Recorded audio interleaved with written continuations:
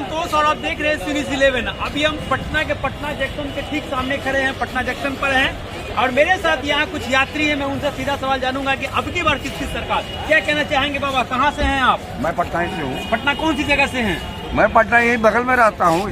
केंद्र की मैं बात कर रहा हूँ, अब की बार किसकी सरकार? में क्या चला गया आप बताइए कि आज 1200 1250 रुपए सिलेंडर हो गया, आपके मुंह से एक आवाज नहीं निकलता है। लोग ये सवाल आपसे तो पूछेगा, जब 2024 का चुनाव में लोग जाएंगे तो अपने दिमाग में इस बात को रखकर सवाल करेंगे कि आने वाला भविष्य में हमारे बच्चों को रोजगार मिलेगा या नहीं मिलेगा, इस सुनिश्चित करते हुए जाकर वोट करेंगे। जब 2024 का चुनाव में वोट करने के लिए जाएंगे, इस बात को सुनिश्चित करके वोट करेंगे कि BSNL रेलवे हमारा रहेगा या नहीं रहेगा। ये सवाल जरूर पूछेंगे कि अगर पटना साइंस कॉलेज और पटना विश्वविद्यालय नहीं होगा तो क्या मिट्टी विश्वविद्यालय हमारे लोगों को वैल्यू देगा, ये सवाल लोग पूछेंगे। चूंकि बेच दिया जाएगा, जब पटना विश्वविद्यालय को बेच दिया जाएगा, जब इस स्टेशन को बेच दिया जाएगा, क्या पता इतने भीड़ में हम लोग यहाँ इकट्ठे होकर बात कर पाएंगे। ये महत्वपूर्ण सवाल है, ये सवाल लोग जरूर पूछेंगे। ये सवाल जरूर पूछेंगे कि बताइए BSNL MTNL को बेचने की साजिश क्यों रची जा रही है, सवाल जरूर पूछेंगे। प्रधानमंत्री जी ने एक सपना दिखाया था कि हवाई चप्पल जो पहनते हैं उनको हवाई जहाज में बैठाएंगे मित्रों, लेकिन उन्होंने क्या कर रहे हैं, उन्होंने क्या कर रहा है बताइए। ये रेलवे ट्रेन में चढ़ना भी उनके लिए मुश्किल हो रहा है, क्योंकि जब आप पटना से भक्तों को भाई जी कुछ कहना चाहेंगे? भाई मैं अंधभक्तों को मैं यही कह रहा हूँ, अगर मेरी बात वो सही तरीके से कुछ देर तक सुन लेंगे तो भक्त बन जाएंगे। मैं इस बात को सुनिश्चित करता हूँ आपको कि भक्त जरूर बन जाएंगे। भक्त इसलिए बन जाएंगे क्योंकि उनको जो व्हाट्सएप यूनिवर्सिटी में व्हाट्सएप पर लाकर जो बातें परोसी जाती है, उस बातों को वो याद कर लेते हैं। मैं इस बात को भी कहना चाहता हूँ आप लोगों को, शिवराज सिंह चौहान का बेटा विदेशों में जाकर पढ़ते हैं, LLM PhD करते हैं। बताइए आपके बेटा कहाँ पढ़ रहा है? आपके बेटे के हाथ में तलवार और छुरी भगवा झंडा थमा दिया जा रहा है ताकि आप झंडा उठाए और जय नारे लगाए, नरेंद्र मोदी जी का नारा लगाते, जय श्री राम का नारा लगाते रहे। अभी विद्यालय में जाकर नहीं पढ़े। इस तरह की बातों किया जा रहा है इस देश के अंदर। इसलिए अपने बच्चों के भविष्य को सुनिश्चित करने के लिए आपको इस बात को तय करना पड़ेगा कि हमारे बच्चों का भविष्य आने वाला भविष्य में क्या होने वाला है। आपने जाना ये तो तय हो गया है कि अब की बार भाजपा की कई सरकार। क्या भाई लोग क्या कहना चाहेंगे आप?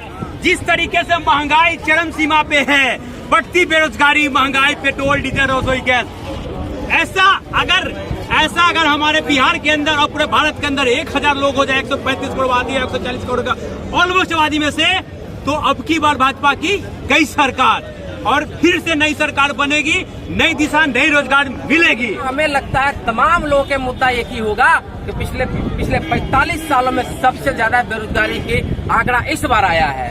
9 सालों में हुआ है। बिल्कुल, पिछले 9 सालों में 45 सालों का रिकॉर्ड तोड़ा गया है बेरोजगारी का।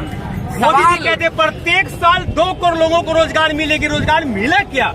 सवाल यही है कि 2014 का चुनाव में जो प्रधानमंत्री जो भाषण देते हुए कह रहे थे कि पिछले आएंगे जब हम सरकार में तो आपको 2 करोड़ नौजवानों को प्रत्येक साल रोजगार देंगे, हर एक खाते में 15-15 लाख रुपया आ जाएगा, काला धन वापस आ जाएगा। कितना काला धन वापस आ गया, सवाल लोगों के मन में है। और बिहार के मैं नागरिक, बिहार का लिखा व्यक्ति, समझदार व्यक्ति, फेंकू नहीं हो, ठीक है, इस तरह के व्यक्ति को चुनिएगा। और आप जिस तरीके से बोल रहे हैं आपको तो नेता होना चाहिए था, जितना अनुभव आपके पास है। अरे सर, मैं तो कह रहा हूँ देश के 130 करोड़ लोगों को नेता होना चाहिए। अगर 130 करोड़ लोग नेता बन जाएंगे तो मुझे लगता है देश का भविष्य और आगे चला जाएगा। इतना अनुभव आपने कहाँ से प्राप्त किया, कैसे प्राप्त किया?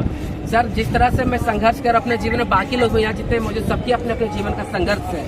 हमने जो चीज बचपन से हमने जो चीजों को झेला है, तो मैं पढ़ाई कर रहा हूँ, मैं पढ़ाता भी हूँ और पढ़ाने के साथ साथ मैं अपनी पढ़ाई को जारी रख रहा हूँ। तो मुझे लगता है कि अपने जीवन में जो आप जिस तरीके से एक्सप्लेन कर रहे हैं, जिस तरह से लोगों को कन्विंस कर रहे हैं, अपने मेरे चैनल पे लोगों को बता रहे हैं, यही कहना है कि अगर आपको डर होता है तो शायद यहाँ माइक लेके आप हमसे सवाल किए हुए नहीं होते।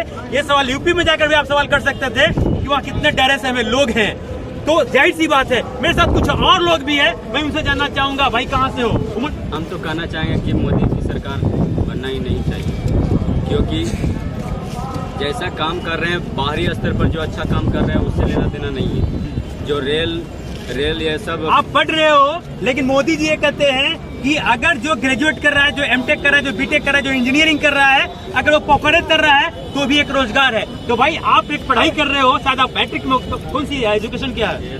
मैट्रिक है, इंटर करोगे, कहीं ना कहीं कुछ दिल में एम चल रहा होगा, कुछ सब्जेक्ट चल रहा होगा कि हम इंटर करेंगे, ग्रेजुएट करेंगे, कुछ बनेंगे।